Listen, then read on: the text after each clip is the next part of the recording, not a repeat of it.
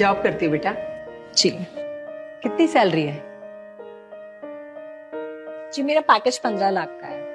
अरे वाह, ये तो बड़ी अच्छी बात है।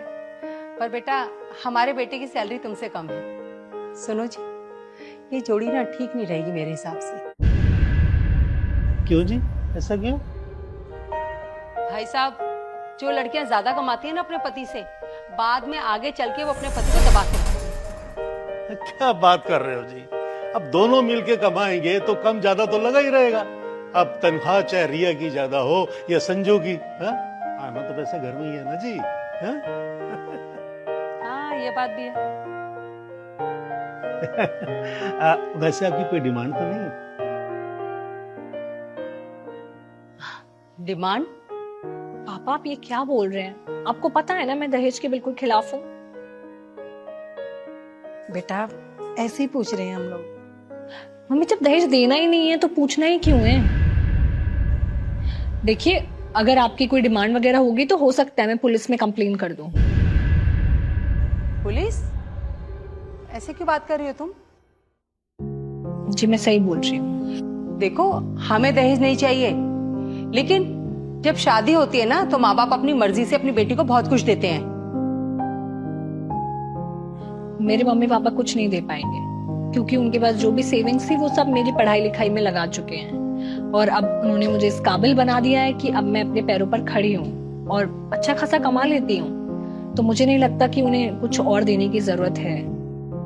देखा आपने, अभी शादी नहीं हुई, उससे पहले ही अपनी कमाई की धौंस दिखाने लगी। मैं कोई धौंस नहीं दिखा रही हूँ, मैं बस आपको बता रही हूँ कि मेरे पेरेंट्स ने मेरे लिए क्या किया है। मुझे दहेज नहीं चाहिए, मैं भी दहेज के खिलाफ हूँ। और मैं एक बात आप लोगों को पहले ही क्लियर कर देना चाहती हूँ, मैं अपने मम्मी पापा की इकलौती बेटी हूँ, मेरा कोई भाई भी नहीं है, तो शादी के बाद उनकी देखभाल मैं ही करूंगी और सारी रिस्पॉन्सिबिलिटी मैं ही उठाऊंगी। हाँ हाँ, उसमें कोई प्रॉब्लम नहीं हमें बेटा। भाई महीने 2 महीने में कभी एक आध बार टाइम मिले, मिलाना जाके इनसे। अगर आपका बेटा आपसे महीने 2 महीने में एक बार मिलेगा तो आपको चलेगा?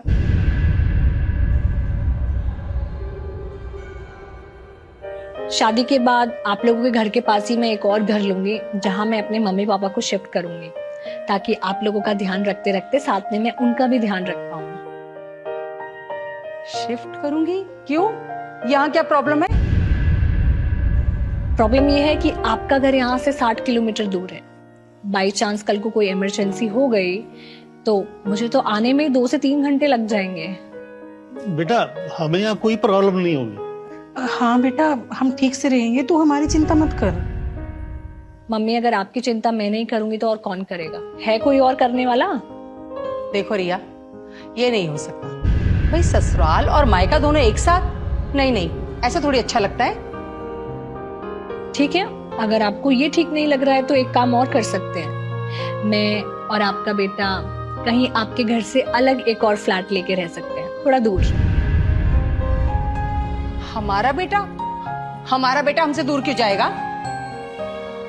क्योंकि मैं चाहती हूँ कि आपका बेटा भी वही फील करे जो मैं फील करूंगी अपने पेरेंट्स को छोड़कर, और आप दोनों भी वही फील करो जो मेरे पेरेंट्स फील करेंगे जब उनका बच्चा उनसे दूर चला जाएगा और शायद कई महीने तक मिल भी ना पाए।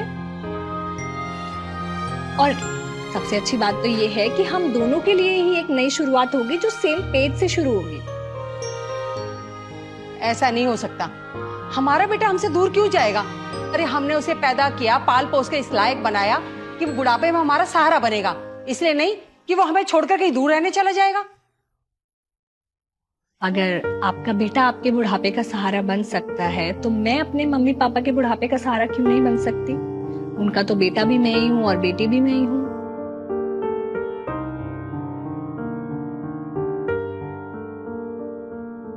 बताइए। हमारी बिल्डिंग में एक फ्लैट खाली है, मैं कल ही आपके मम्मी पापा के लिए जाके बात कर लूंगा वहां रहने के लिए। संजू बेटा। माँ क्या गलत बोला इसने? जो भी बोला सही तो बोला।